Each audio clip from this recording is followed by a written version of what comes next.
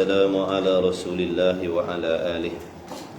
استغفر الله رب البرايا، استغفر الله من الخطايا، ولا حول ولا قوة إلا بالله العلي العظيم.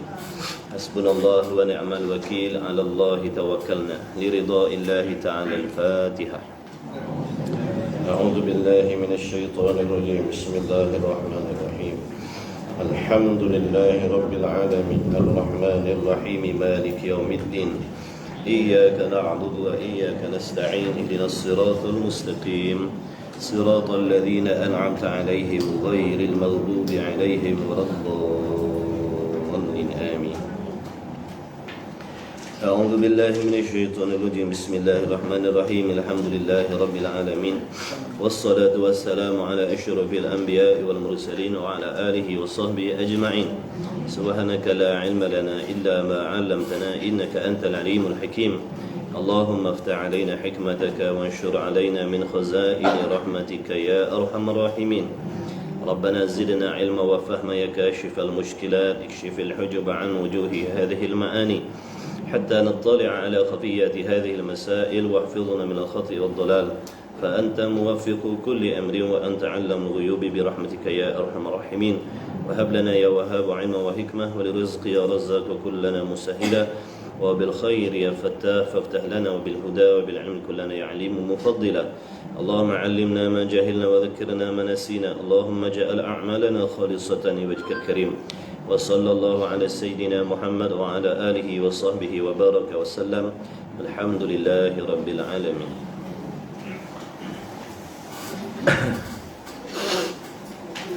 أما بعد، السلام عليكم ورحمة الله وبركاته. Tuan-tuan, puan-puan, hadirin hadirat, muslimin muslimat rahimakumullah, yang dikasihi oleh Allah, yang diredai oleh Allah, yang dijemput oleh Allah, tetamu Allah dan Rasul. Diharapkan tuan-tuan, puan-puan semuanya sihat walafiat. Sama-sama kita memperbetulkan, menjaga niat kita agar duduk di dalam niat yang betul. Mudah-mudahan kita mendapat segala kelebihan dan manfaat yang Allah janjikan sebagai seorang penuntut ilmu, insya-Allah. Sambungan kitab kita, insya-Allah. Muka surat berapa?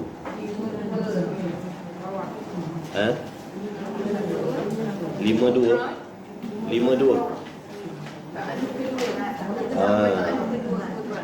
Ta'alluq ke? Dah jauh dah dah nak khatam dah ni. Jauh lagi.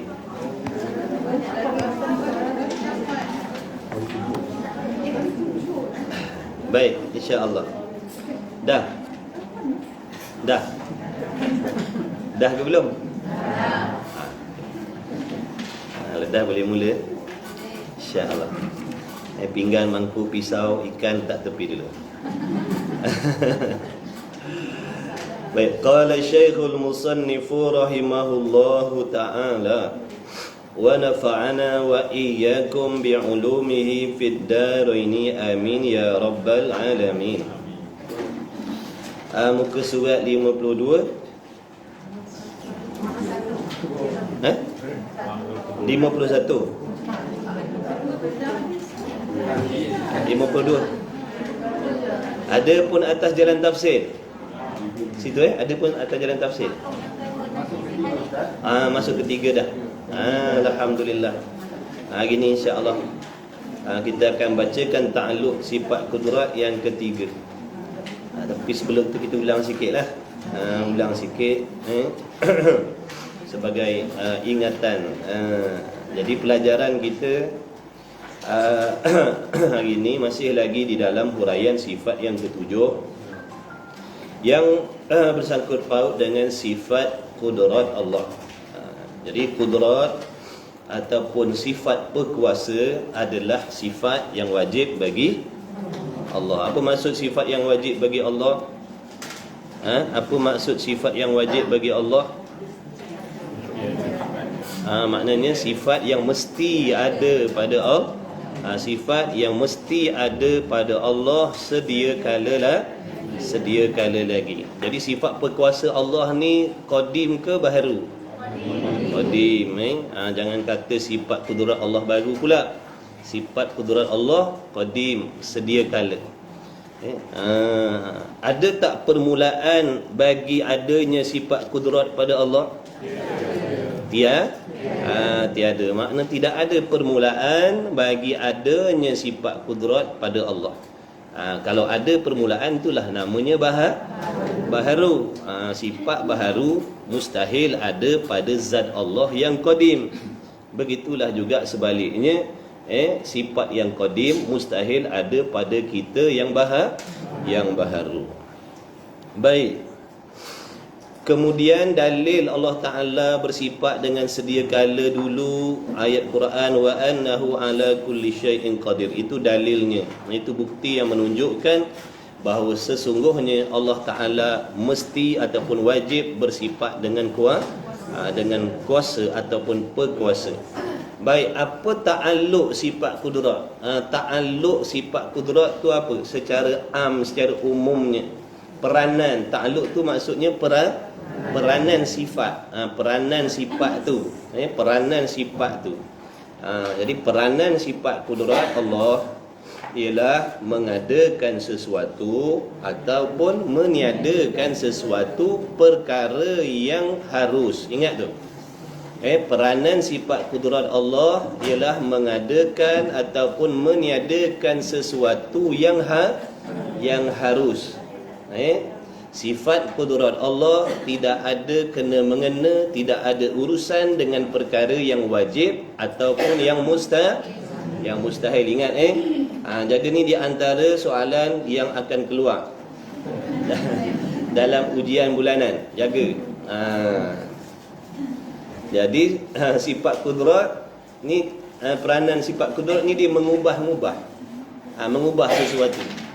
Yang ada ditiadakan, yang tiada diadakan, yang hidup dimatikan, yang mati dihidupkan, yang muda dituakan, yang tua dimudakan. Nanti dalam syurga kan jadi muda balik. Jadi peranan sifat kudrat ni mudah-mudah kita nak faham, dia mengubah-ubah sesuatu yang boleh berubah. Mengubah-ubah sesuatu yang boleh berubah. Apa yang boleh berubah? Perkara mungkin lah. Perkara wajib tak boleh berubah. Sebab tu tidak ada termasuk dalam ta'alluq kudrat. Perkara wajib. Contohnya zat Allah. Zat Allah tu sendiri perkara wajib. Jadi tak boleh kita nak katakan Allah yang menjadikan diri dia. Allah tidak menjadikan diri dia. Kerana diri Allah, zat Allah tu bukan perkara harus. Diri Allah perkara wajib, yakni sesuatu yang dah memang sedia ada dah. Begitulah juga tak boleh kita nak katakan Allah lah yang menciptakan sifat pendengar dia, Allah yang menciptakan sifat pelihat dia. Tak boleh, kerana sifat-sifat Allah tu semuanya sedia kala wajib. Adapun sifat kita, dijadikan oleh Allah. Kerana sifat kita baharu. Kemudian begitulah juga tentang perkara yang mustahil. Tidak ada perkara mustahil. Tidak adanya perkara mustahil itu bukan dikarenakan Allah tidak menjadikan. Perkara mustahil itu dah memang sesuatu perkara yang tak boleh ada, tak terima ada. Anak Tuhan contohnya. Anak Tuhan, tiadanya anak Tuhan bukan kerana tidak dijadikan atau tidak dikehendak oleh Allah. Anak Tuhan tu sendiri memang benda mustahil, perkara yang tak boleh terima ada. Kalau anak Tuhan tu boleh ada, boleh jadi ada, harus boleh jadi ada, namanya haruslah. Padahal pada akidah kita, anak bagi Tuhan itu perkara mustahil. Jangan dikata harus pula. Rosak akidah nanti kan. Barang siapa yang mengiktikadkan benda-benda mustahil pada Allah tu ditukar jadi harus, rosak akidah, jadi kafir, na'udzubillah.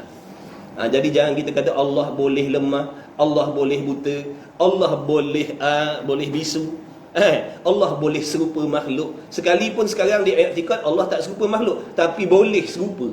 Faham tak tu? Rosak akidah lah. Sebab akal dia boleh menerima benda yang mustahil bagi bagi Allah. Jadi benda mustahil ni kena tolak. Tidak sekali-kali. Mesti tidak sekali-kali.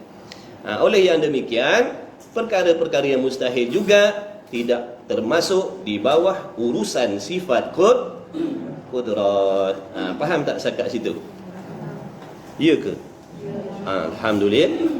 Alhamdulillah. Jadi bila kita dengar ayat wa annahu ala kulli syai'in qadir, bahawa sesungguhnya Allah Ta'ala itu maha kuasa, yakni maha kuasa menjadikan atau meniadakan perkara yang harus. Kalau kita tak belajar sifat 20 ni, tak dihuraikan tu. Allah Ta'ala maha kuasa, maksudnya terlalu umum. Betul dah, tapi umum sangat. Takut-takut nanti bila datang bisikan dalam hati kita, contoh daripada syaitan contohnya, ataupun pahaman-pahaman yang menyimpang, datang soalan, datang pertikaian pada diri kita. Sebagai contoh, mereka bertanya, adakah Allah berkuasa menyerupai makhluk? Contoh dia kata gitu. Adakah Allah berkuasa menyerupai makhluk? Adakah Allah berkuasa menyerupai malaikat? Maka kita jawab, bukan urusan kudrat, bukan urusan kudrat nak mengubah benda mustahil. Sebab menyerupai Allah dengan makhluk, menyerupai Allah dengan malaikat tu perkara mustahil. Jangan kata kuasa pula.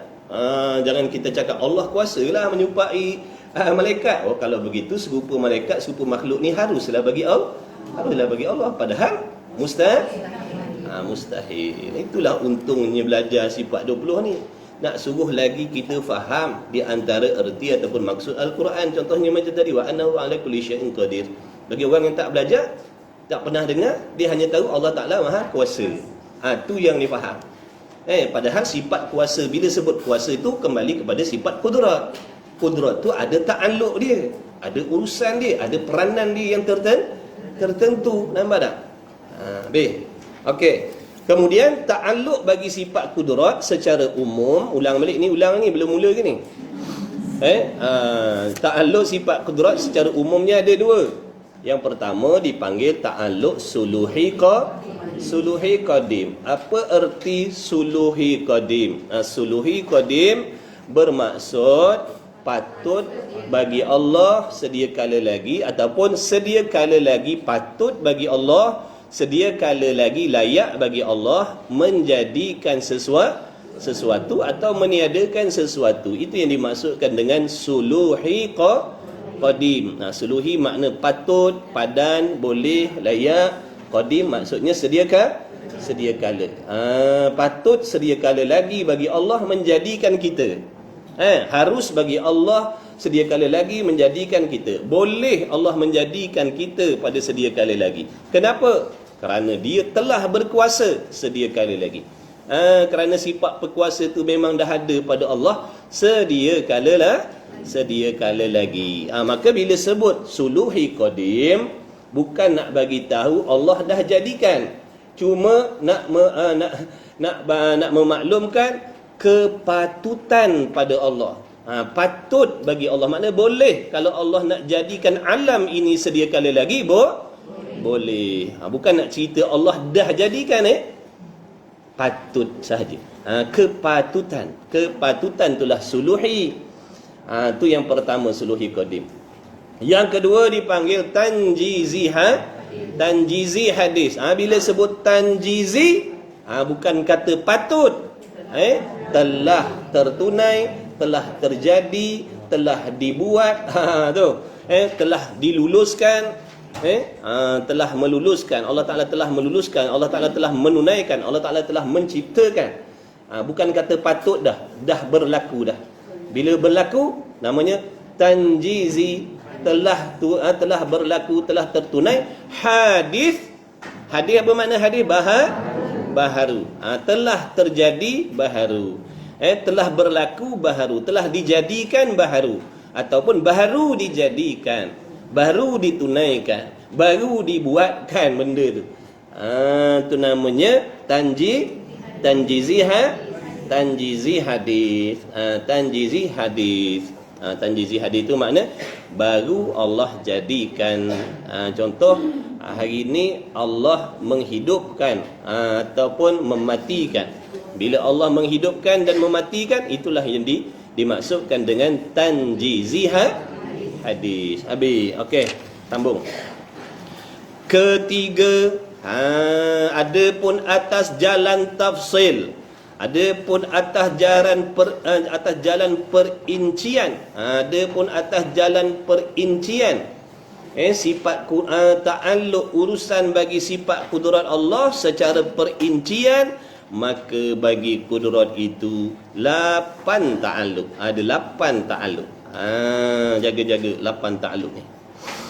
Iaitu 8 ta'alluq, 2 ta'alluq yang telah tersebut. Maknanya suluhi qadim dan tanjizi hadis. Maknanya daripada 8, 2 dah sebut dah. 2 dah sebut. Suluhi qadim dan tanjizi hadis. 2. Makna tinggal lagi 6 tinggal lagi 6. Baik, ketiga, maksud ketiga daripada 8, yang ketiga daripada 8 dipanggil ta'alluq qabdah. Ta'alluq qabdah ni apa pula ta'alluq qabdah? Ta'alluq qabdah apa makna? Yakni, jaga dia nak terjemah dah tu, nak hurai dah. Jangan tidur jangan tidur. Jangan layankan mata macam kalau dia nak macam nak lelap sikit-sikit tu, jangan. Kan dilelap terus kan. Lawat beliakkan mata kita. Ta'alluq qabdah yakni di dalam genggaman qudrat. Bila sebut ta'alluq qabdah ni makna dalam genggaman Allah, dalam genggaman Tuhan. Tuan-tuan perempuan jangan membayangkan pula genggaman ada tangan seperti tangan kita menggenggam, bukan. Maksud dalam genggaman ni dalam kekuasaan Allah. Dalam rintahan Allah, dalam urusan Allah. Itu maksud dalam genggaman. Ni bukit beruang ni dalam tangan saya je. Apa maksud? Apa maksud tu? Saya genggam ke bukit beruang ni? Maksud saya ada kuasa kat sini. Saya nak buat apa boleh. Maksudnya begitulah. Padahal tak pun, cakap je macam tu dia kata, bukit beruang ni dalam genggaman aku je. Cakap boleh lah.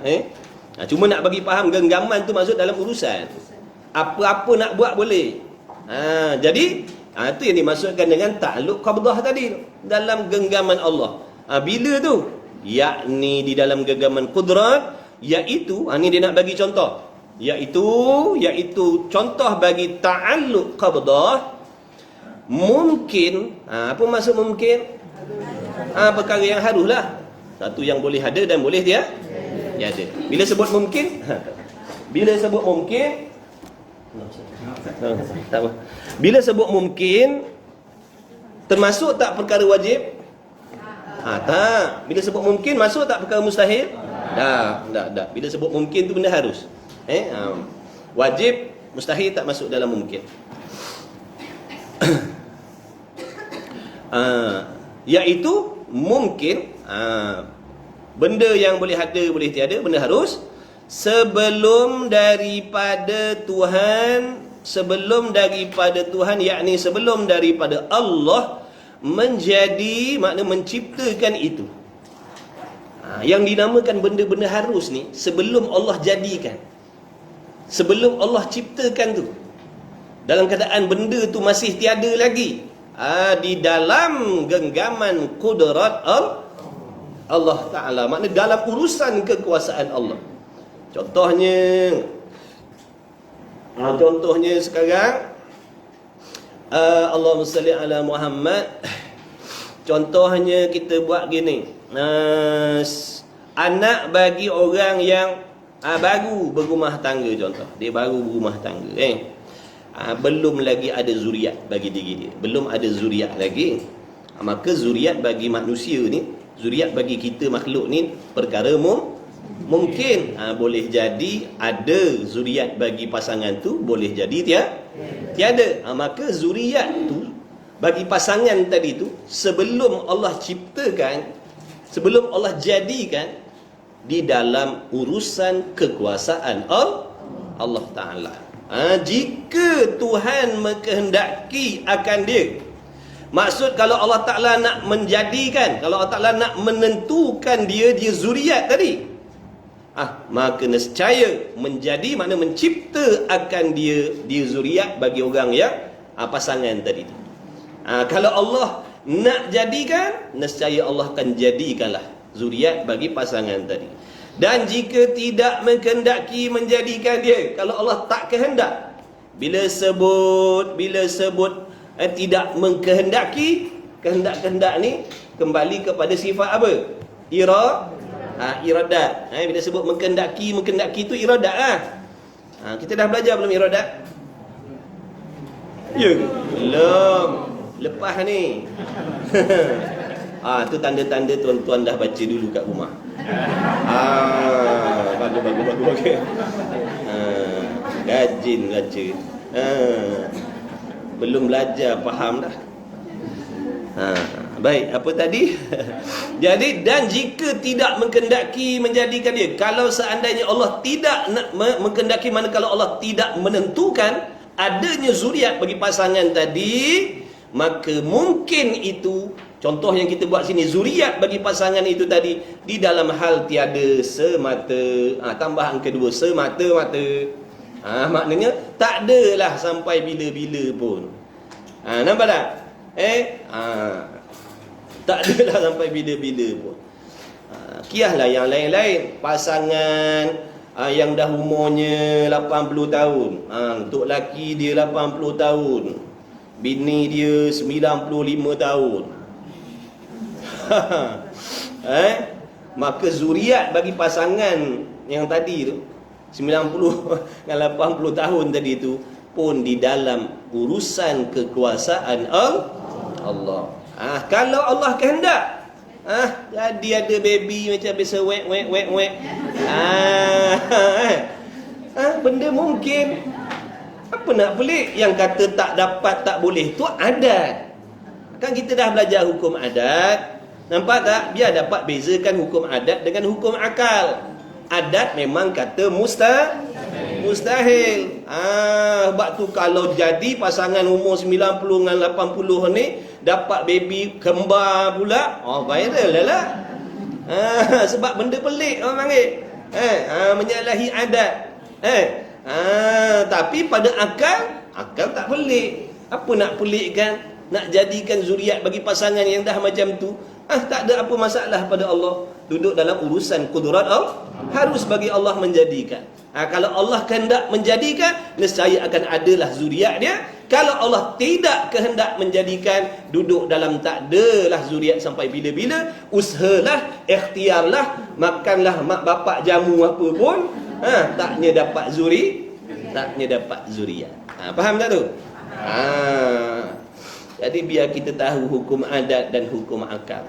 Sekalipun doktor kata awak ni pasangan ni, sekalipun awak ni muda tapi awak ni ada masalah, dua-dua ni ada masalah, tak ada zuriatnya ni, tu pada ilmu doktor. Sakat mana je ilmu doktor tu itu doktor tu buat macam tu tilik kepada adat. Tapi pada akal kita tidak mustahil.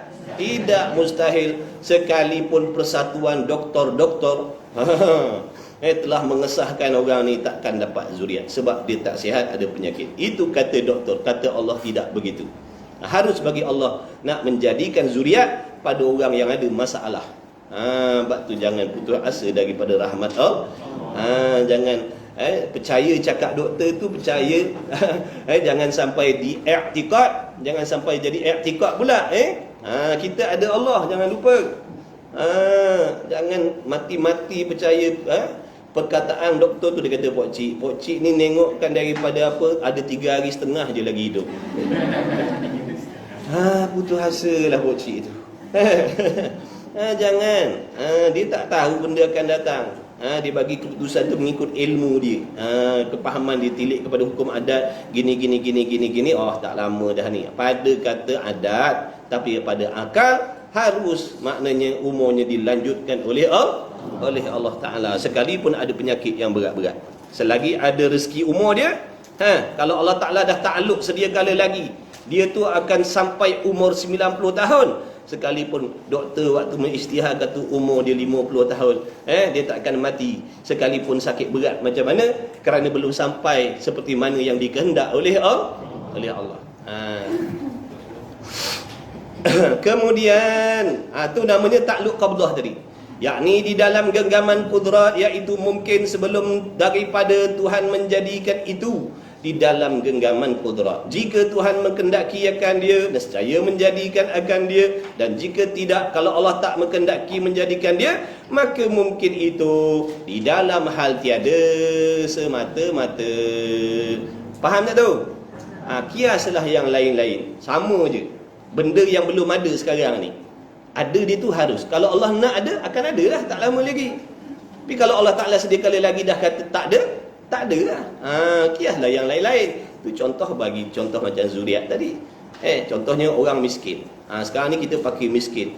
Kaya pada kita yang miskin tadi harus. Kaya bagi orang yang miskin, hukumnya harus. Kalau Allah menghendaki satu masa dia kaya, satu hari dia akan jadi kaya lah ke mana-mana pun. Tapi kalau Allah tak kehendak, duduklah dalam keadaan miskin tu selama-lama. Orang yang kaya pun begitu. Dalam sekarang dia kaya, miskin pada dia itu harus bagi Allah. Kalau andai kata Allah Ta'ala kehendak satu masa dia jatuh miskin kot mana-mana pun.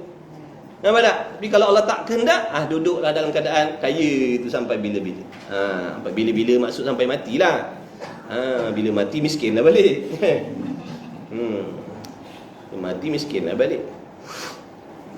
Kemudian faham tu takluk qabdah. Ini nak guna pakai ni lah, kita nak kena simpan dalam hati ni. Kita kena ingat rezeki kita sekarang ni yang belum ada, apa yang kita nak belum dapat lagi. Itu semua duduk dalam qabdah Allah. Andai kata Allah dah takluk sedia kala lagi akan dapatlah kok mana-mana. Kalau tak dapat tu menandakan Allah tak kehendak nak jadikan untuk diri kita. Adalah hikmahnya yang mengetahui hanya Allah. Kita nak zuriat contoh, tapi Allah tak kehendak. Tak ada dalam sangka baik, wajib sangka baik dengan Allah. Boleh jadi Allah Ta'ala nak menyelamatkan kita daripada musibah bala yang dibawa oleh anak-anak kita. Nampak tak? Boleh jadi orang ni kalau ada anak, besok anaknya semua derhaka, ataupun semua lima jatuh murtad semuanya. Jadi Allah nak menyelamatkan, Allah tak bagi zuriat. Nampak tak? Wajib sangka baik dengan Allah. Inilah guna belajar tauhid ni. Nak suruh pakai. Jangan bersangka jahat dengan Allah, kerana Allah sahaja yang maha mengetahui perkara yang akan datang. Apa yang terlebih memberi kebaikan pada kita, ataupun yang memberi mudarat pada kita, yang diketahui hanya Allah. Ilmu kita tak sampai ke situ, tuan-tuan. Kena sedar, ilmu kita tak sama seperti ilmu Allah. Jadi dia menetapkan sesuatu yang dia dah tahu sedia kala lagi. Ilmu Allah Ta'ala, dah belajar belum sifat ilmu? Belum. Belum, patutlah. Jadi Allah Ta'ala tu telah mengetahui segala-galanya. Pengetahuan Allah atas segala-galanya itu tidak terdahulu oleh jahil. Jadi wajib yakin. Bukan belajar je ni, suruh yakin. Kalau belajar je tak yakin, rosak akidah nanti sekarang. Itulah yang disuruh belajar, faham dan pegang. Sebab tu dia kata dulu awal, wajib tiap-tiap mukallaf mengetahui serta mengaku. Nampak tak tu? Bukan wajib tahu saja, tapi tak mengaku, makna tak menerima dalam hati. Kalau tahu tapi tak terima, tak percaya dalam hati, tak berimanlah. Jadi kena belajar, kena fahamkan. Bila dah tahu, dah faham, i'tiqad, pegang, percaya sungguh-sungguh. Ni di antara benda yang kita wajib percaya dalam hati. Adanya sesuatu, tak adanya sesuatu tu, semuanya kembali kepada qudrat iradat Allah. Kalau Allah kehendak adalah. Kalau Allah Ta'ala tak kehendak, tak adalah sampai bila-bila. Kita sebagai hamba wajib bersangka baik dengan Allah, kerana kita juga beriman Allah Ta'ala tu Tuhan yang maha mengetahui segala-gala. Ke kita lebih tahu daripada Allah? Ke kita lebih tahu apa yang terbaik untuk kita daripada Allah? Siapa yang lebih tahu? Sungguh ke? Dah kalau sungguh jangan komplain. Sungguhlah. Itulah bukti kita yakin Allah lebih mengetahui. Nampak tak? Bila orang tu yakin Allah lebih mengetahui, dia akan redha, dia akan terima, dia akan sangka baik. Orang yang tak terima tu tanda dia tak setuju dengan Allah. Tak setuju dengan Allah. Hati-hati je. Nak cakap beriman dengan qada qadar, beriman dengan qada qadar, baca boleh, sebut boleh. Sebab tu Allah bagi kita ujian, nak tengok sungguh-sungguhkah kita ni orang yang percaya dengan qada qadar Allah. Kalau nak cakap, siapa-siapa pun boleh cakap aku beriman dengan qada qadar. Jadi Allah uji, bagi benda yang kita tak mau, yang kita tak nak dapat. Yang kita tak nak dapat. Yang kita minta tak dapat. Nak tengok hati sama tak dengan lidah cakap tadi, redha dengan qada qadar, beriman dengan qada qadar. Kalau dia betul-betul orang yang beriman dengan qada qadar, dia akan terima, dia akan redha, dia akan bersangka baik dengan Allah, kerana dia yakin Allah yang menentukan tadi itu bersifat dengan maha mengetahui segala-gala yang terbaik untuk diri dia. Jadilah hamba yang elok. Kalau tak, duk komplain Allah, gini sepatutnya, tak sepatutnya Tuhan buat begini, tak sepatutnya. Siapa yang lebih patut daripada Tuhan ni? Kita ke Tuhan yang lebih patut? Ingat baik-baik. Kadang kita cakap ni, kadang perkataan kita ni banyak keluar perkataan yang boleh merosakkan akidah. Sebab tu suruh belajar agar boleh pantau perkataan kita. Sebab perkataan kita ni dipengaruhi oleh nafsu kadang-kadang. Nafsu ni ikut nak cakap. Nafsu ni dah memang nak merosakkan kita. Sebab tu akal kita ni kena ditemankan dengan ilmu. Akal kita ni kena dijaga dengan ilmu. Kalau semata-mata akal je tak selamat lagi tuan-tuan. Kalau semata-mata akal saja tak selamat. Tak elok lagi akalnya. Tak cemerlang lagi akalnya. Kalau semata-mata waras. Sebab orang kafir pun waras, orang bukan Islam pun waras. Yang membezakan akal kita orang mukmin dengan akal orang bukan mukmin, akal kita dijaga oleh syariat, akal kita dijaga oleh akidah. Akal orang bukan Islam dah, dia tak dijaga. Sebab tu apa dia nak buat, apa dia nak cakap, terus kita orang mukmin tak, cara kita berfikir tak sama dengan cara orang Islam fikir. Orang Islam, orang bukan Islam, dia nak fikir apa dia nak cakap, dia cakap. Kita orang mukmin tak, cakap gini salah, cakap gini tak boleh, cakap gini rosak akidah. Nampak tu? Kerana dijaga oleh syariat. Itulah guna belajar tadi, nak jaga akal. Kemudian kata musannif, yang dah sudah taubat kepada Allah, mudah-mudahan Allah ampunkan kita. Kadang-kadang kita banyak cakap benda-benda yang tak sepatutnya kita cakap. Kita cakap tu seolah-olah tak percaya dengan qada qadar Allah. Perkataan tu, zahir perkataan tu macam tak percaya dengan qada qadar Allah. Na'udzubillah min dzalik. Kemudian katanya musannif lagi keempat, betul? Keempat, ta'alluq qabdah pula. Tadi dah qabdah dah. Ini qabdah pula. Makna qabdah juga. Pula makna juga. Sama, tapi tengok dia punya huraian dulu. Sabar. Sabar. Dia kata sama tak ni, salah cetak ke? Tak ada.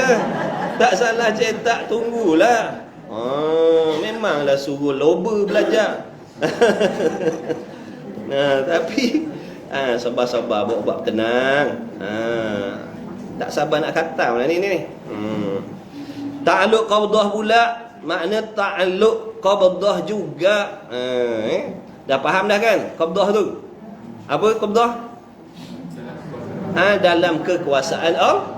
Dalam kekuasaan Allah. Apa maksud dalam kekuasaan Allah tu? Apa Allah nak buat boleh. Mudahnya gitu. Qabdah tu bermaksud apa Allah nak buat boleh. Mudah, tak payah ngaji susah-susah.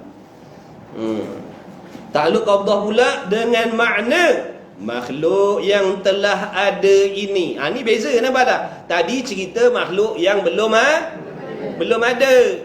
Contohnya zuriat yang belum dijadikan oleh Allah tu. Ni makhluk yang telah ada ini. Mana makhluk yang dah ada ini? Kita lah. Di antaranya kita lah ni yang dah ada ni, kita yang ada congok-angok ni.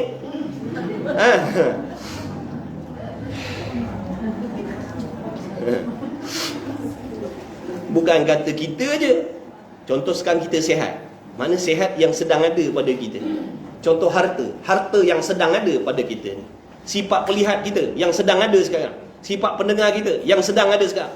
Akal kewarasan kita yang sedang ada sekarang. Itu masuk dalam kata makhluk yang telah ada ini. Jadi makhluk yang dah ada ni, contoh taufik, pertolongan daripada Allah. Contoh sekarang ni kita sedang diberi taufik oleh Allah, boleh beribadat, boleh hadir majlis ilmu. Makna taufik yang sedang ada ni di dalam genggaman kudrat Allah.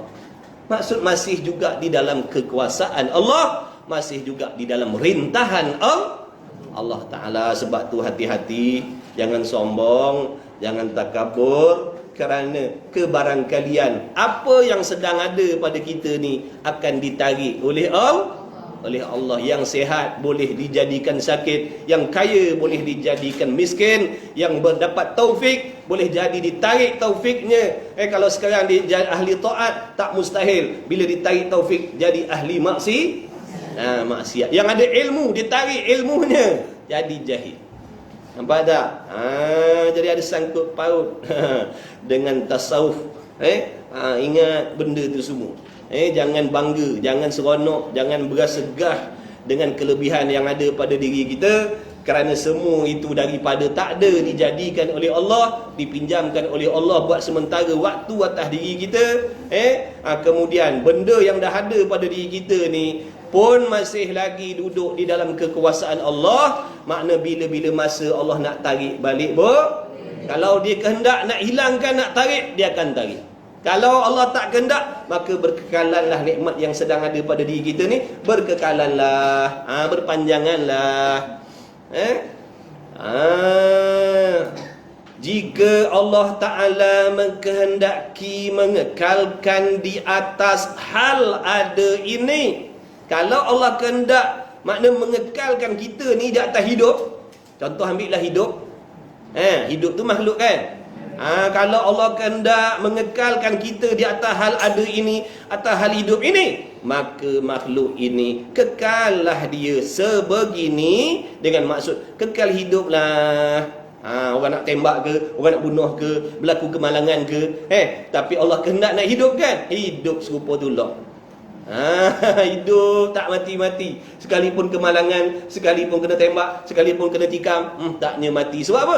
Allah kehendak dia dia hidup. Faham tak zakat tu? Alhamdulillah.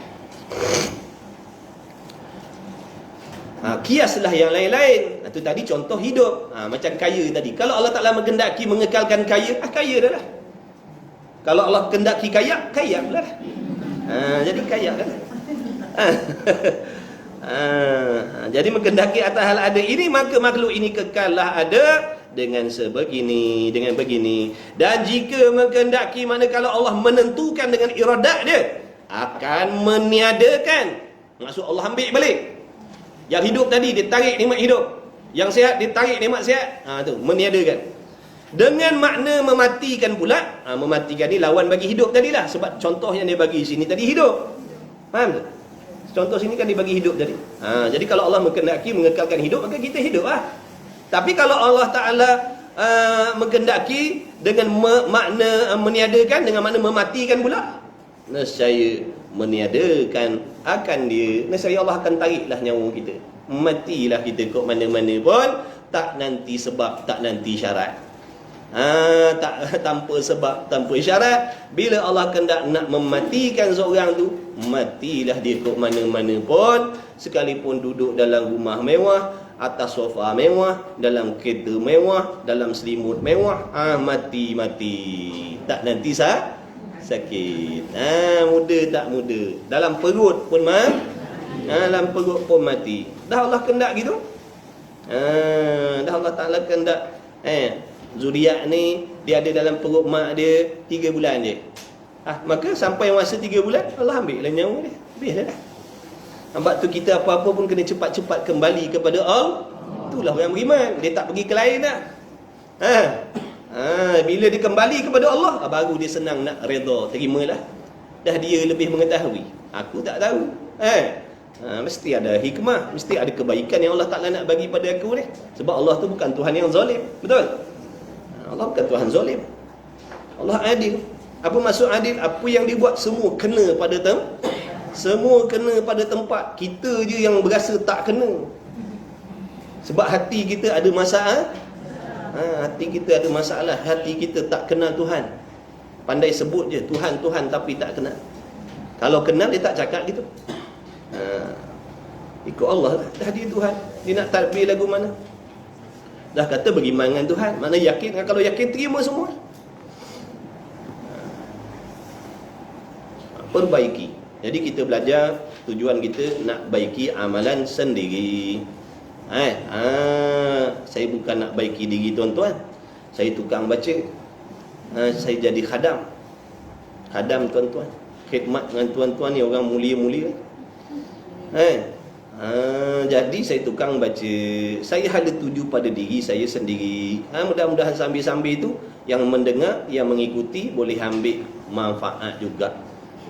Boleh renung-renung diri sendiri. Selama ni macam mana pegangan kita? Ni dah belajar. Kalau nampak salah, istighfar, taubat pada Allah banyak-banyak, minta ampun. Boleh jadi kita tak tahu ataupun terlalu terpengaruh dengan hawa nafsu sampai kita cakap benda yang tak sepatutnya. Taubat pada Allah lah. Allah Maha menerima taubat. Usaha baiki. Jangan putus asa daripada rahmat Allah.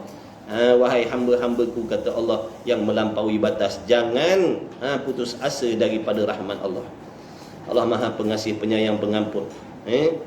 Yang penting kita sentiasa kena usaha untuk jadi yang lebih baik. Tak boleh cuba lagi, tak boleh cuba lagi, tak boleh cuba lagi sampai mati. Itulah orang mukmin. Orang mukmin dia tak putus asa. Islam tak ajar putus asa. Orang mukmin, orang yang sentiasa tinggi harapannya kepada Allah. Dia tak boleh dia cuba lagi. Sebab dia yakin Allah boleh sangat nak tolong dia bila-bila masa. Cuma Allah tak kehendak lagi, tak sampai lagi kehendak Allah. Adalah hikmahnya. Allah nak tengok sejauh mana kesungguhan kita. Kemudian supaya kita mengerti dan memahami betapa besarnya nilai dan harga nak mendekatkan diri kepada Allah tu. Nak menghasilkan pahala ibadat tu bukan mudah. Nak kena lawan nafsu, nak kena begini, nak kena begitu. Jadi baru kita tahu, besar pangkat darjat nilai yang namanya ibadat ni. Bukan mudah-mudah. Agar kita sayang dengan ibadat. Bila sayang, kita jaga elok-elok. Jangan buat benda yang merosakkan pahala ibadat yang kita dah buat dengan payah tadi tu. Itulah hikmah Allah jadikan kepayahan dalam nak melakukan ketaatan tadi. Payah. Yang kata senang je ibadat, ni orang tak faham. Orang tak faham je yang kata senang ibadat. Susah ibadat, nak kena lawan dunia. Dunia datang mengganggu. Apa maksud dunia? Benda-benda yang tak memberi manfaat selepas daripada mati datang ganggu kita. Seronok-seronok atas dunia dan macam-macam. Ganggu. Nak buat ibadat tak boleh sebab diganggu oleh dunia. Kadang-kadang diganggu oleh makhluk. Nak buat ibadat, nampak dah benda elok nak buat, nampak dah benda jahat nak tinggal, tapi tak boleh nak buat, tak boleh nak tinggal, diganggu oleh makhluk. Makhluk tu siapa? Kebau, lembu. Manusia lah. Siapa dia manusia ni yang ganggu ni? Siapa? Jiran? Kadang-kadang suami kita. Kadang suami kita. Sungguhlah. Isteri nak pakai elok-elok dah. Dia tengok artis ramai dah hijrah. Dia pun berasa nak hijrah jugalah. Suami tak bagi. Jangan pakai sesi-sesi. Tu nampak gangguan tu makhluk tu. Ketuk laki kita bukan makhluk. Makhluk lah laki kita. Sian kata. Dah kalau dia bukan makhluk, apa pula nak panggil? Makhluk lah tu, manusia. Jadi kadang-kadang yang menjadi pengganggu, penghalang kita nak taat kepada Allah ni, suami kita. Kita nak pergi ngaji, dia tak bagi. Dah lah dia tak ajar kita ilmu agama, kita nak pergi pula, dia tak bagi. Kadang-kadang yang dah solat, bila dia miliki kita, tinggal solat pula dah. Macam-macam hal. Sebelum tu duduk dengan mak bapak, pakaian elok patut syariat, dapat ke dia, habis telanjang bogey dah anak kita. Sungguhlah. Sungguh ke tidak ni? Berlakulah tu. Ganggu. Kadang-kadang yang ganggu kita makhluk, yang namanya siapa? Bini lah pula. Asyik laki je. Bini lah pula. Mana Aci macam tu. Kadang yang ganggu ibadat, tok laki dah nampak dah benda-benda baik, nak hijrah dah, nak ikut dah, nak mulalah pergi ke surau masjid belajar. Bini tak bagi pula dah. Bini buat perangai. Time petang aja buat perangai. Petang aja buat perangai. Sebab dia tahu petang kan suami dia nak pergi masjid. Dia buat perangai nak pergi pusat beli belah lah, waktu tu lah nak pergi sini, pergi sana. Dia tak suka suami dia nak belajar agama contoh. Dia tak nak tolong suami ni jadi orang baik. Itu ganggu. Kadang yang ganggu anak-anak. Kadang yang ganggu mak bapak mertua kita. Kadang-kadang yang jadi mengganggu ni mak bapak kita sendiri. Macam-macam. Kadang jiran, kadang kawan. Ini adalah maksud makhluk. Betul ke tidak? Sungguhlah. Kadang kita nak buat baik terhenti sebab fikir nanti kan orang kata. Itu makhluk lah tu. Orang tu makhluk lah. Nampak tak? Dan lepas tu kadang-kadang nak buat ibadat ni diganggu oleh tadi dunia dah sudah, makhluk syaitan. Syaitan duk bisik-bisik gini, bisik gitu, bisik gini, bisik gitu. Kita pula tak belajar tasawuf. Tak belajar tasawuf, kita tak tahulah cara syaitan nak membisik-bisikkan perangkap-perangkap tadi. Sebab tu kena ngaji ilmu tasawuf. Ilmu tasawuf ni dia akan ajar kita, tunjukkan kita bagaimana contoh-contoh cara-cara syaitan nak menipu daya kita, bisikan-bisikan dalam hati yang macam mana. Kita tak belajar, kita tak tahu. Kita ingatkan tu bisikan biasa-biasa saja. Rupanya bisikan syaitan. Kita nak tepis tak tahu nak tepis macam mana. Belajar silat saja, tapi tak belajar nak menepis bisikan syaitan. Nak belajar menepis bisikan syaitan, ngaji ilmu tasawuf. Ilmu pendekar tu untuk zahir saja. Nak tepis penumbuk penendang, boleh. Nak tepis bisikan syaitan, kena belajar ilmu agama. Kena belajar ilmu agama. Baru kita tahu ini bisikan syaitan ni. Ini nak rosakkan aku ni, nak menghanyutkan aku ni, ini nak berjahanamkan rumah tangga aku ni. Barulah boleh. Dan kadang-kadang yang paling jahat sekali yang mengganggu kita adalah nafsu kita sendiri. Nampak berapa banyak benda tu nak kena lalui baru hasil ibadat, baru boleh buat apa yang Allah suruh. Tu pun belum tentu selamat lagi. Kerana niat dia pula lari ke lain, habis juga jahanam. Kadang dah buat dah elok, dapat pahala elok-elok dah, mengumpat pula, habis balik pahala. Bukan senang nak masuk syurga tuan-tuan. Orang yang tak tahu perjalanan ibadat, dia yang kata senang dia ibadat. Buat dia apa Allah suruh, dah lah. Banyak benda-benda di antara tu kita nak kena tahu. Akidah mesti betul, hati mesti ikhlas. Kena jauhkan benda-benda yang merosakkan pahala ibadat. Cara nak buat ibadat mesti betul seperti mana yang Allah suruh. Tak boleh nak buat ikut suka hati kita. Sebab tu kena belajar macam-macam, nak kena belajar. Ilmu agama ni jangan belajar sikit-sikit, kena belajar lebih-lebih. Sebab keperluan kita nak selamat di dunia, di akhirat besok. Kalau ilmu dunia ni, sementara nak pakai dunia ni pun, yang sementara ni pun kita belajar, lepas belajar.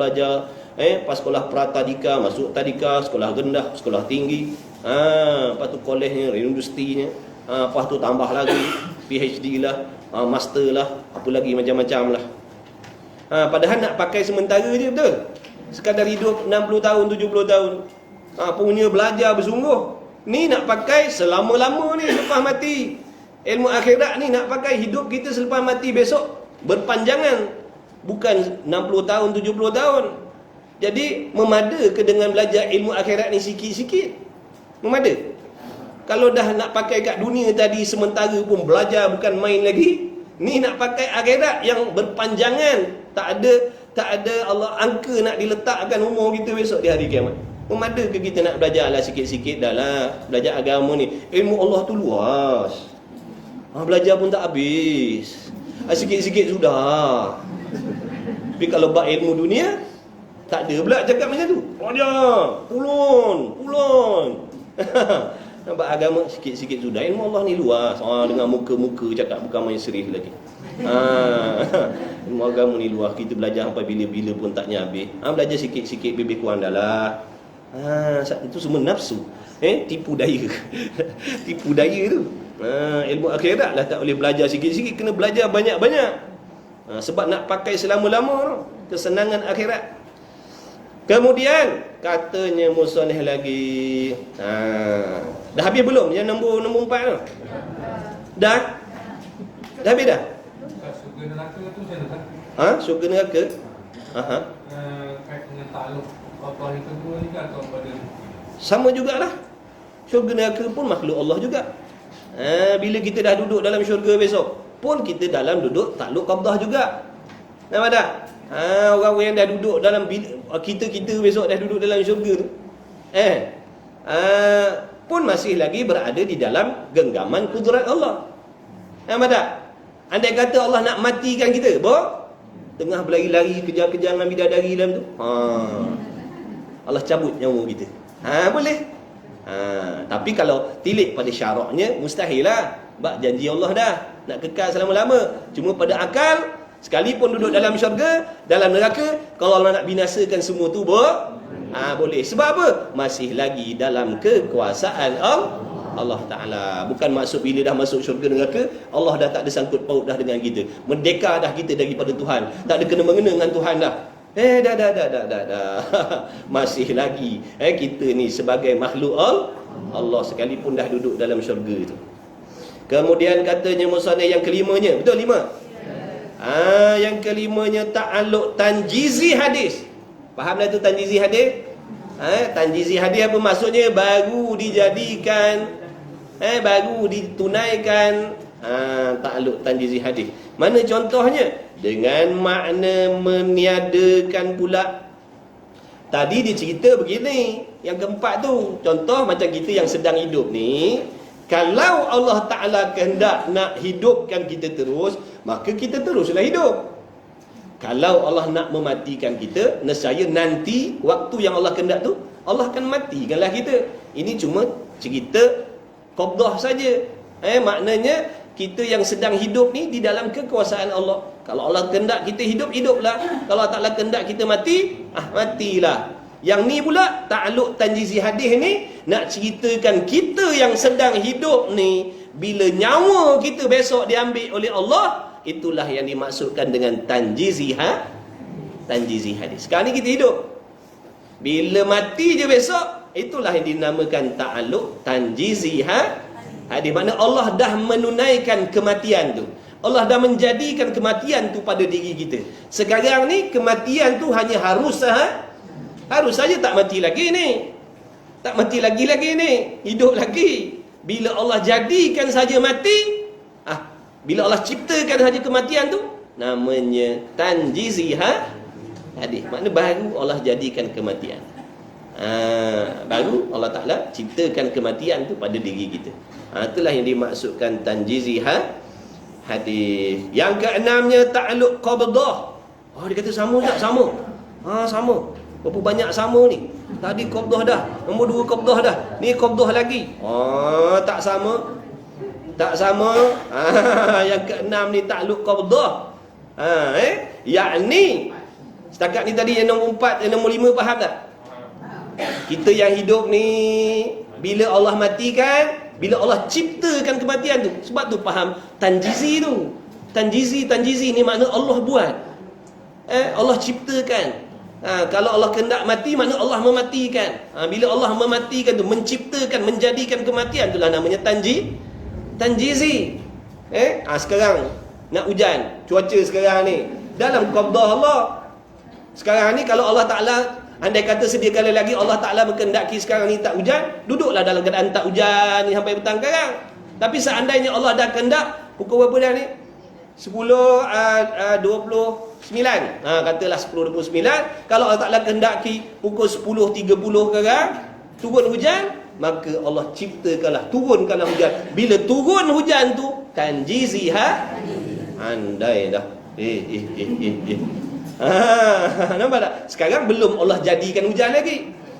Tapi bila Allah jadikan saja, tanjizi hadis. Bila hujan tu turun, rau turun. Kalau Allah Ta'ala kehendak nak mengekalkan hujan tu, hujan adalah sampai bila? Bila hujan tu turun dalam genggaman Allah, mana dalam kekuasaan Allah. Kalau Allah Ta'ala nak berhentikan dia, boleh. Tiba-tiba Allah pun berhentikan hujan. tanjizi hadis. Faham tak tu? Macam itulah dia. Yang keenamnya ta'alluq qabdah, yakni selepas daripada mati mukmin ini di dalam genggaman pula. Contohnya besok bila seseorang ni dah mati duduk dalam alam barzah tu, kita ambil contoh yang dah meninggal tu lah. Ambil contoh-contoh yang dah meninggal tu, saudara mara kita yang dah meninggal tu, yang sekarang ni sedang berada di alam barzah tu, mereka di dalam ta'alluq qabdah Allah, dalam urusan Allah tu. Bukan maksud bila dia dah mati dia dah putus hubungan dengan Tuhan, tak. Masih lagi makhluk Allah, masih lagi dalam rintahan Allah. Jika mengkehendaki mengada, maksud menghidupkan tu, jika Allah Ta'ala mengkehendaki mengadakan pula dengan makna menghidupkan kembali yang dah mati tu, sekarang ni tak kisahlah yang muslim, yang tak muslim, yang dah duduk alam barzah tu, kalau Allah Ta'ala nak hidupkan balik, nescaya mengadakan dia, nescaya Allah Ta'ala akan hidupkan balik segala orang yang dah mati tu. Dah hidupkan ke belum? Dah hidupkan ke belum? Ni tadi cerita kalau Allah nak hidupkan boleh. Sebab apa boleh? Kerana mereka yang dah mati itu masih lagi dalam urusan Allah, dalam pentadbiran Allah lagi.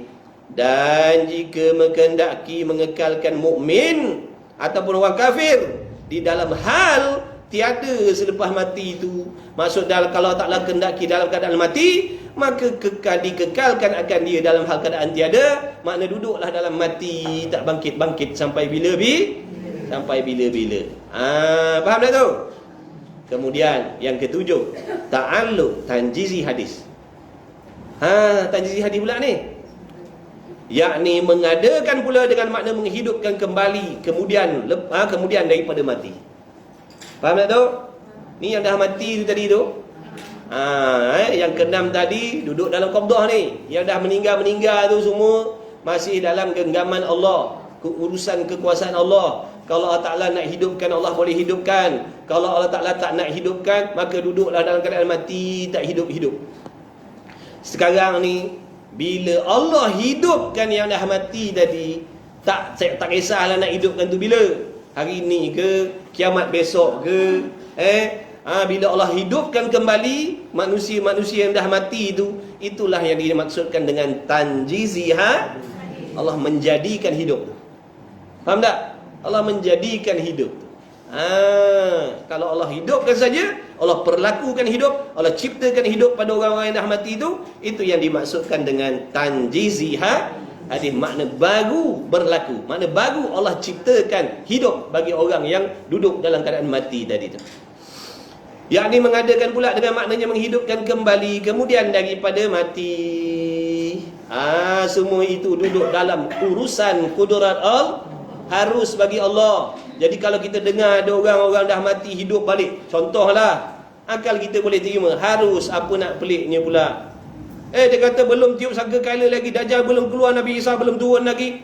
Itu tilik kepada hukum arat, janji Allah. Tapi kalau pada akal, tak jadi masalah. Allah nak hidupkan, tak payah nanti kiamat tu, Allah nak hidupkan balik, tak ada masalah. Harus bagi Allah, harus bagi Allah. Jadi tuan-tuan jangan terperanjat kalau balik kan tengok selipar banyak kat rumah.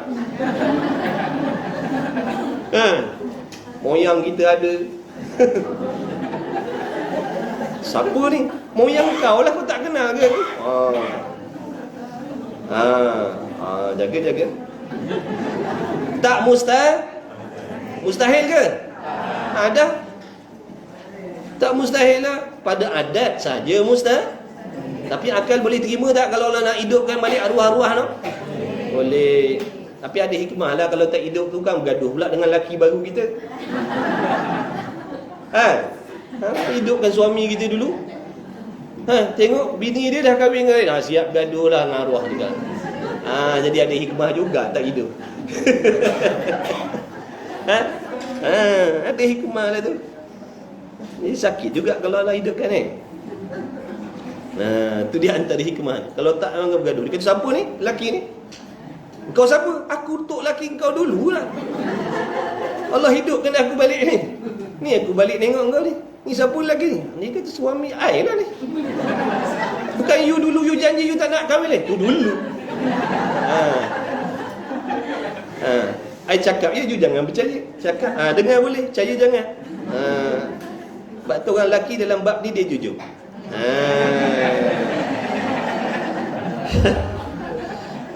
Orang lelaki dia jujur. Abang, kalau saya mati, abang kahwin tak? Kau tak mati, aku kahwin. Betul tak? Orang perempuan, nanti kalau abang mati, yang kahwin tak? Dia kata dah. Janji dah, awak lah hidup semati, awal akhir. Senang hati. Bila mati, siap.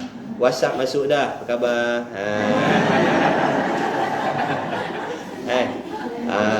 Tak yalah sedih-sedih sangat. InsyaAllah akan ada lah tu nanti orang duk tolong-tolong, ambil perhatian.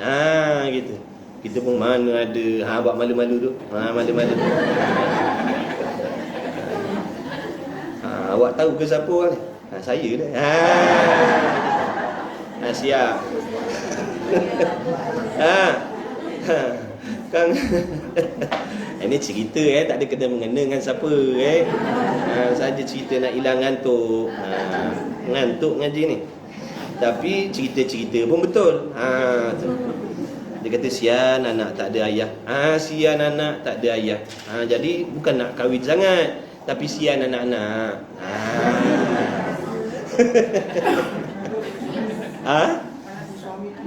Nanti suami dia hidup balik. Allah Akbar. Janganlah, tak payahlah.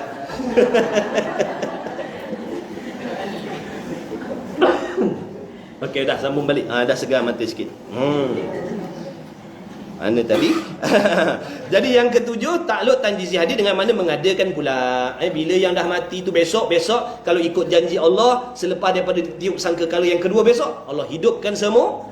Itu ikut janji. Seperti mana yang Allah dah sebut, Nabi dah sebut, mana lepas daripada tiup sangkakala besok di hari kiamat, bila berlakunya kiamat, ditiupkan sangkakala yang kedua, hidup balik. Waktu Allah menghidupkan, membangkitkan kita-kita ni daripada kubur masing-masing besok, itulah yang dinamakan dengan takluk tanjizi hadir. Andai kata Allah hidupkan hari ni pun yang mati itu pun namanya tanjizi tanjizi hadir juga. Kemudian yang ke-8-nya ta'alluq qabdah pula. Jadi ada berapa qabdah daripada awal tadi? Ada 4 dah. Ni qabdah. Ta'alluq qabdah pula dengan maknanya mukmin selepas hidup kembali itu besok, bila kita semua dah congok hangok kat padang mahsyar tu, tak tahulah berapa ratus ribu juta bilion manusia. Bayangkan daripada umat Nabi Allah Adam alaihissalatu wassalam, ada berapa 25 rasul. Itu yang sebut dalam Quran. Yang tak sebut dalam Quran, jadi kumpul semua tak tahu berapa ramai lah. Tapi yang paling ramai umat Nabi Muhammad sallallahu alaihi wasallam. Jadi Nabi berbangga dengan umat yang paling ramai. Sebab tu Nabi juga berbangga dengan orang yang ada anak ramai. Nabi bangga dengan orang yang ada anak ramai. Kerana Nabi berbangga dengan umat yang ramai tadi. Apa asbab umat dia jadi ramai? Sebab dia punya umat dia tu ada anak ramai. Jadi umatnya jadi ramai lah. Jadi Nabi berbangga dengan orang-orang yang memiliki anak ramai.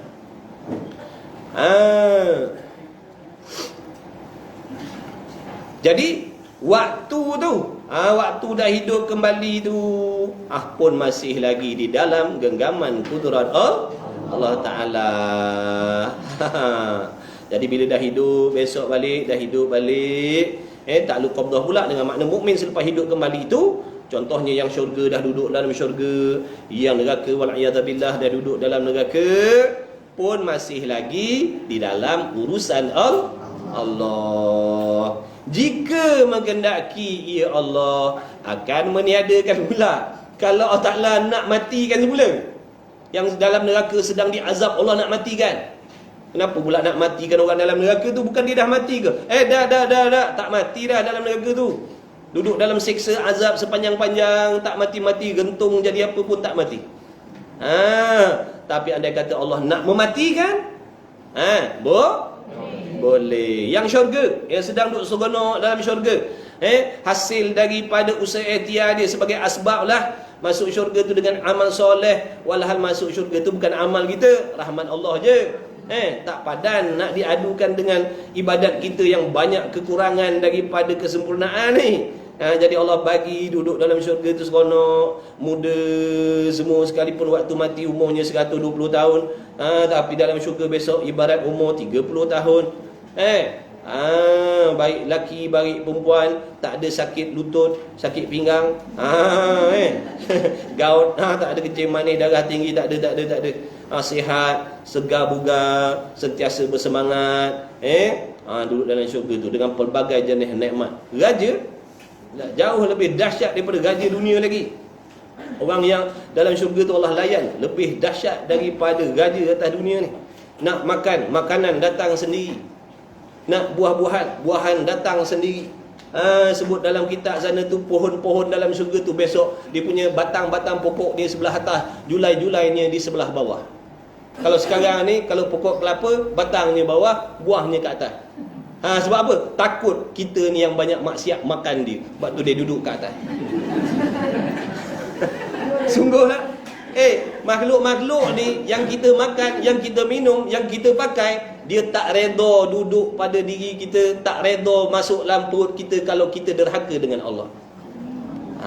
Saya ada terbaca dalam kitab tu, seandainya pakaian kita ni ada kudrat boleh lari, nescaya dia takkan tutup tubuh badan kita yang tak solat.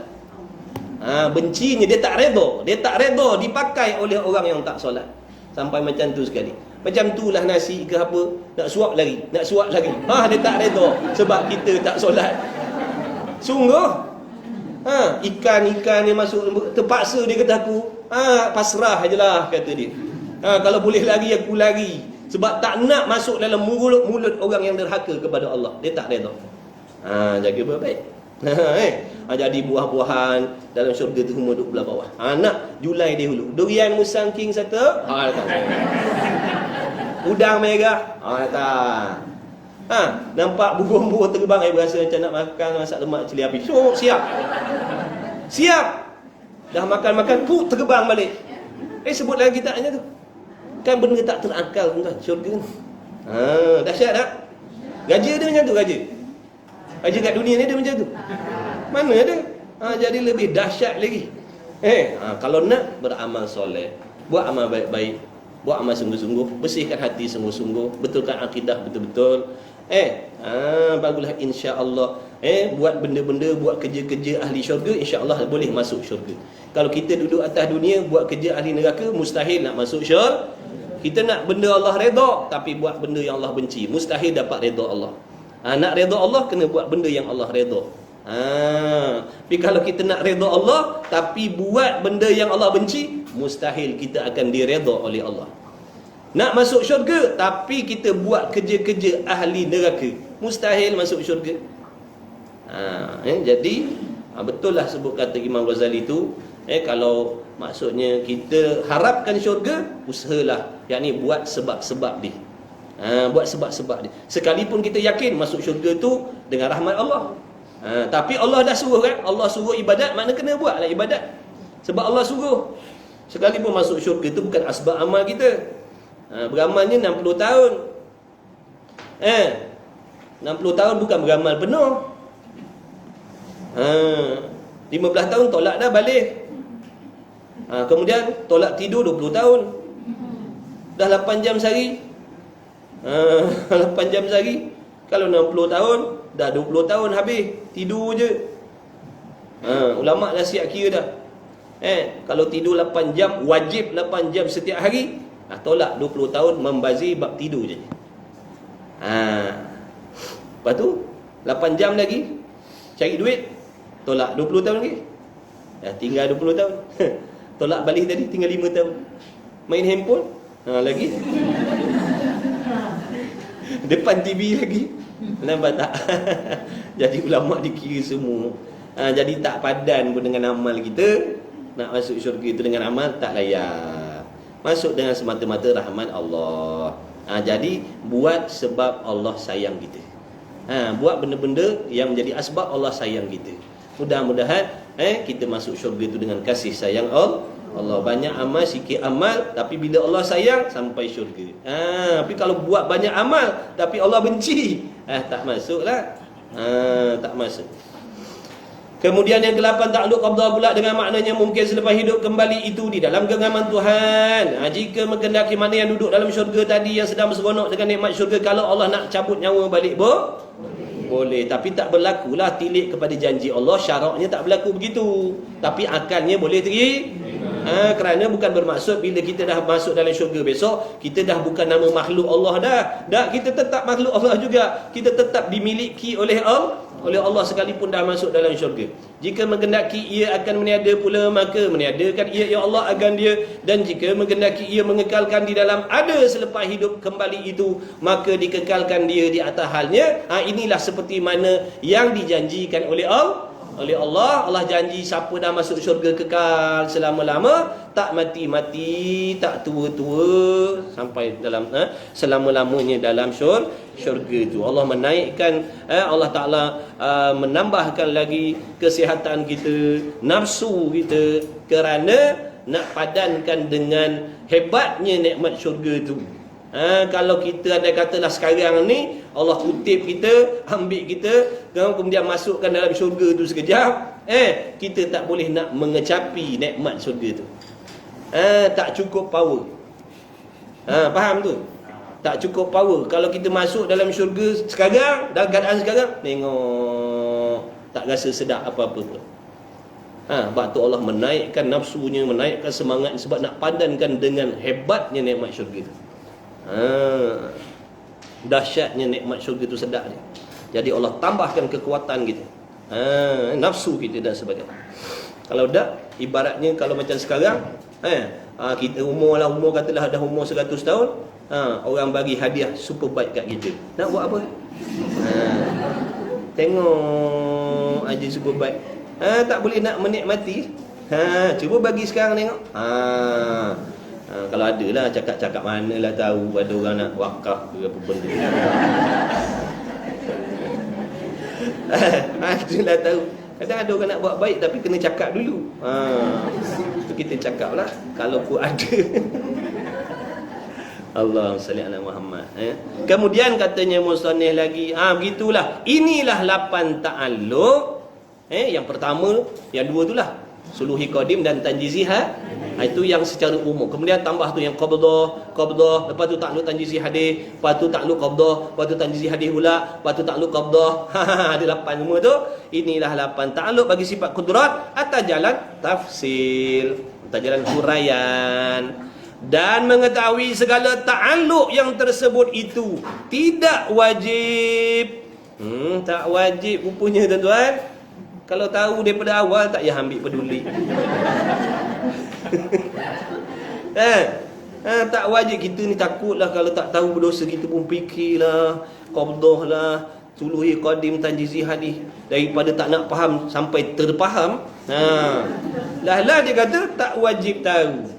Tengok pandai tak musannif. Kalau awal-awal dia cakap ta'alluq sifat kudrat secara tafsir ada 8 tetapi tidak wajib difahami. Contoh kalau dia kata gitu, taknya ambil peduli lah kita. Tapi dia cakap lah, bila kita dah fikir, dah faham, dah faham, tiba-tiba dia kata tak wajib tahu. Tapi alhamdulillah lah, tahu tu lagi bagus daripada tak tahu lagi. Ini 8 takluk bagi kudrat atas jalan tafsir. Dan mengetahui segala takluk yang tersebut itu tidaklah wajib. Mana kalau kita tak faham 8 ni tak dosa. Tak wajib mana tak dosa kalau tak tahu. Tetapi sekalipun tak wajib, tapi mengetahui akan takluk itu sangat bagus. Bila kita dah baca tadi baru nampak keadaan, makna baru kita faham, oh kita ni sekarang ni waktu kita sihat kita ni dalam qabdah Allah. Bila-bila masa Allah boleh tarik sihat kita. InsyaAllah benda-benda tu tadi boleh menolong hati kita jangan jadi orang yang sombong, yang takabur. Walaupun sekalipun pada kita ni ada benda yang hebat-hebat, yang mulia-mulia, jangan sombong. Sebab semua ni masih dalam genggaman Allah.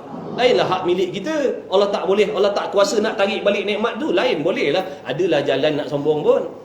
Ni dah Allah tarik bila-bila masa boleh. Yang sedang kuat ibadat, sombong dengan ibadat, pelekeh orang ahli maksiat, Allah tarik nikmat ibadat. Habis tiba-tiba yang ahli maksiat tu pula Allah jadikan orang yang soleh. Apa kita nak cakap? Padan muka kita. Dulu sombong sangat dengan ibadat, sombong sangat dengan ilmu, konon-konon kita lah yang lebih mulia daripada makhluk lain. Allah uji kita, gagal kita. Allah uji dengan ilmu, rugi. Allah uji dengan ilmu, gagal. Allah uji dengan ibadat, gagal. Jadi ilmu pada kita adalah ujian, taat kita tu juga uji, maksiat orang adalah ujian juga bagi diri kita. Allah tunjukkan depan kita, orang ni maksiatnya gini. Nak tengok hati kita pelekeh ke tidak, berasa sombong ke tidak, berapa angkuh ke tidak, sedar ke tidak apa yang kita ada ni semata-mata rahmat daripada Allah saja, ataupun kita jadi bongkak bila kita ni duduk dalam keadaan yang jauh lebih baik, kita pelekeh, peleceh, penghina orang lain yang tidak mendapat taufik daripada Allah. Jadi semua tu ujian, tuan-tuan. Taat kita pun ujian. Ada orang yang bila taat jadi sombong. Nampak tak? Ada orang yang bila dia duduk dalam maksiat jadi putus asa pula dengan rahmat Allah. Jadi kok mana-mana pun semua itu ujian daripada Allah. Okey dah, cari tempat berhenti. Bermula dalil atas ada Allah Ta'ala sifat kudrat. Bukti yang menunjukkan Allah Ta'ala itu ada sifat kuasa dan tidak lemah, itu ialah kita fikir, jikalau tidak ada di Allah Ta'ala sifat kudrat, kalau Allah Ta'ala tidak ada sifat kudrat, sifat kuasa, tentulah Allah Ta'ala itu bersifat lemah. Maka jika lemah ia Allah, nescaya tidak menjadi ia, tidak menciptakan ia akan makhluk ini. Betul ke tidak? Kalau dah Allah lemah, tak ada kudrat. Kudrat ni kan peranan dia menjadikan. Kalau dah tak ada kudrat, macam mana nak menjadikan makhluk? Nescaya tak adalah makhluk ini. Dan iaitu Allah Ta'ala tidak menjadikan makhluk ini. Batil, salah. Kenapa pula salah? Kerana makhluk ini sudah ada dengan musyahadah. Sebab makhluk ni dah ada dengan pandangan mata kita. Tadi itu suami kita tu makhluk, jangan lupa. Maka tetaplah ada kudrat pada Allah Ta'ala. Maka tetaplah ada kudrat pada Allah Ta'ala dan tidaklah lemah. Jadi adanya kita makhluk ni menjadi bukti yang menunjukkan bahawa sesungguhnya Tuhan kita Allah tu wajib bersifat kuasa dan tidak lemah. Inilah yang dipegang dan yang diakui di dalam hati yang sebenar. Inilah pegangan yang sebenar, iaitu percaya, yakin, jazam sungguh Allah adalah Tuhan yang bersifat dengan maha kuasa di atas segala-gala perkara yang mungkin, tidak lemah sekali-kali. Tidak ada yang mustahil pada Allah dalam nak mengubah-ubah perkara yang mungkin. Tak mustahil.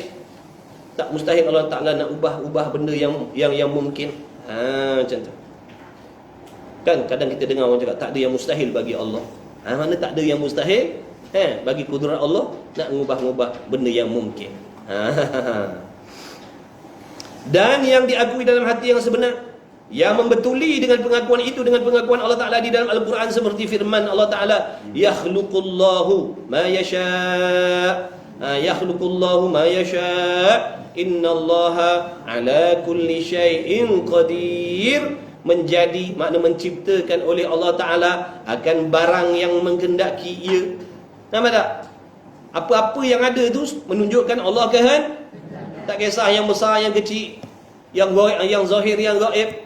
Benda yang berlaku luar diri kita, yang berlaku dalam diri kita, yang berlaku sekarang, yang dah berlaku, yang sedang berlaku, yang akan berlaku, yang kita nampak, yang kita tak nampak, yang kita tahu, yang kita tak tahu. Semua itu terjadi, berlaku. Elok ke benda tu, tidak ke, taat ke, maksiat ke, perbuatan sengaja ke, perbuatan tidak sengaja ke, semua itu terjadi, berlaku dengan kehendak Allah dan dijadikan oleh Allah. Allah lah yang menentukan perkara itu. Semua benda, tuan-tuan, jangan kita ingatkan yang dimaksudkan Allah Ta'ala menjadikan sesuatu yang dikehendak ni hanya bersangkut paut dengan kita makhluk manusia saja. Tak, masuk semua, tak ada yang terkecuali. Semua yang dinamakan alam ni, yang ada dunia ni, yang ada di akhirat besok, yang ada dalam syurga, dalam neraka itu, semua itu berlaku dengan kehendak. Makna Allah dah tentukan dan Allah lah yang jadikan. Meja ni, buku ni, kain ni, ikutlah semua lah. Semua. Sebab tu semua ni sebenarnya nak menolong kita mengingat kepada Allah. Contoh, Kita tengok benda yang hebat-hebat, tengok pemandangan cantik, bila kita teringat, baru-baru teringat kepada Allah. Sebab pada kita Allah lah yang menjadikan. Ini semua tanda-tanda kebijaksanaan Allah, menjadikan pemandangan yang air terjun bukan main cantik, subhanallah kita kata. Dah, ni benda ni benda ni apa beza dengan air terjun tadi? Dah jadikan oleh Allah dah? Dah. Tapi ada orang kata subhanallah, hebatnya Allah menjadikan. Adanya tu. Tapi kalau tengok yang hebat tadi, subhanallah, kagumnya. Dah ni tak kagum. Ni tak kagum kan? Sebab apa? Hati kita tu ada masalah. Hati kita ada masalah lah. Air terjun tu tadi ciptaan Allah, kebijaksanaan Allah. Ni pun bukan tanda-tanda kebijaksanaan Allah ke? Adanya benda ni dengan sendiri, bukan dengan kehendak Tuhan ke? Sebab tu belajar tauhid ni nak mengajar kita apa-apa sahaja yang mulia, yang hina, yang apa, membawa hati kita mengingat kepada kebesaran, kekuasaan, kebijaksanaan Allah. Jangan kita tengok benda yang hebat-hebat teringat kepada Allah, tengok benda-benda biasa ni, seolah-olah benda ni bukan daripada Allah, adanya bukan dengan kehendak Allah. Dah, itulah tujuan mengaji ni. Itu nama mentauhidkan Allah. Apa sahaja yang berlaku dalam hidup kita, dapat nikmat, tu tanda-tanda kewujudan Allah, tanda-tanda kekuasaan Allah. Datang bala pada kita, itu juga tanda kebesaran Allah, tanda kewujudan Allah, tanda tidak ada Tuhan selain daripada Allah. Itu nak ajar kita jadi orang macam tu. Jangan ingat benda-benda tertentu, nampak yang besar-besar, yang mewah-mewah, yang bahagia, baru subhanallah, ini Allah punya tanda-tanda kekuasaan. Yang lain-lain pun sama.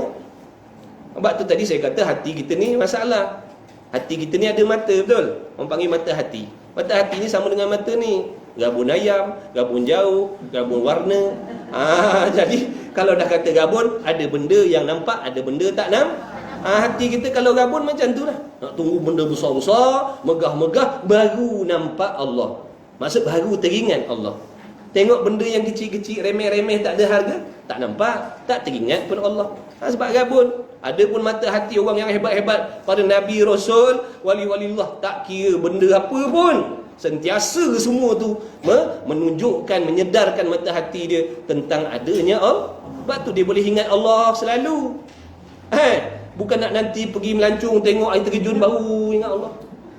Kita ni sendiri ni kita boleh melihat ni. Tuan-tuan boleh melihat tak sekarang? Ni kita boleh melihat ni lah tanda kewujudan Allah, tanda kebesaran Allah, tanda kebijaksanaan Allah, tanda satunya Tuhan, tanda tidak ada Tuhan yang lain.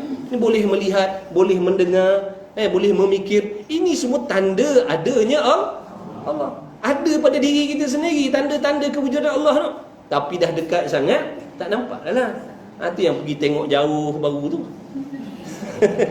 Nak tengok yang jauh, baru teringat Tuhan. Padahal diri kita ni sendiri, dalil yang paling dekat sekali, bukti yang paling dekat sekali adanya Allah yang menjadikan akal kita ni boleh mikir. Kalau Allah tak jadikan, boleh ke kita mikir? Tak boleh. Jadi cuba latih diri kita. Maknanya jadikan makhluk-makhluk Allah ni sebagai pembantu kita untuk mengingat kepada Allah Ta'ala. Begitulah.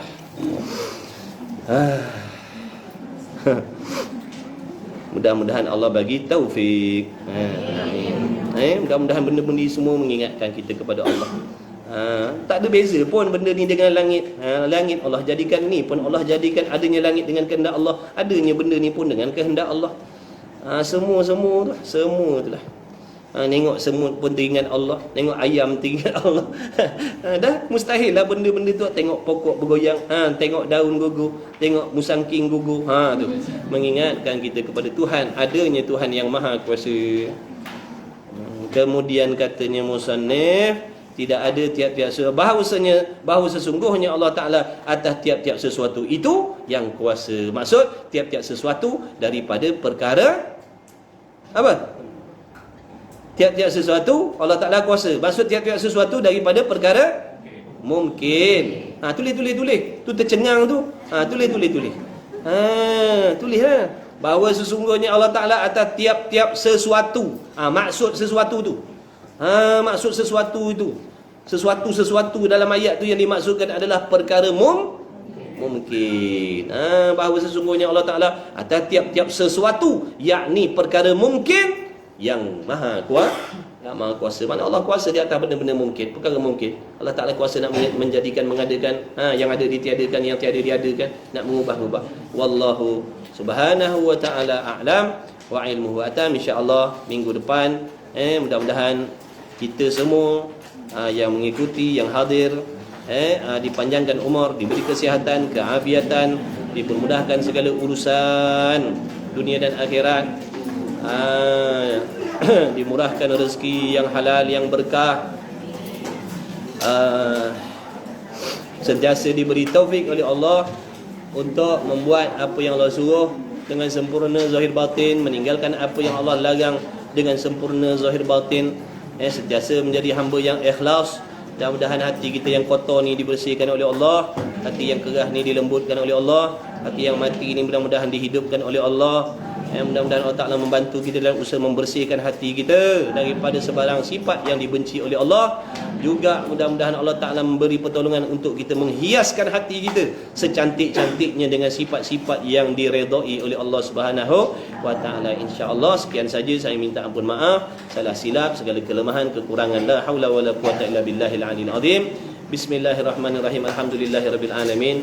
Wassalatu wassalamu ala Rasulillah wa ala alihi. Allahumma rabbana fa'na bima 'allamtana, rabbana 'allimna alladhi ma yanfa'una, rabbana faqih ahlana wa qarabatil lana fi dinina ma ahli kudri unsa wa dzakar. Wa sallallahu ala sayidina Muhammad wa ala alihi wa sahbihi wa baraka wa sallam. Walhamdulillahirabbil alamin. Taqabbalallahu minni wa minkum minna wa minkum.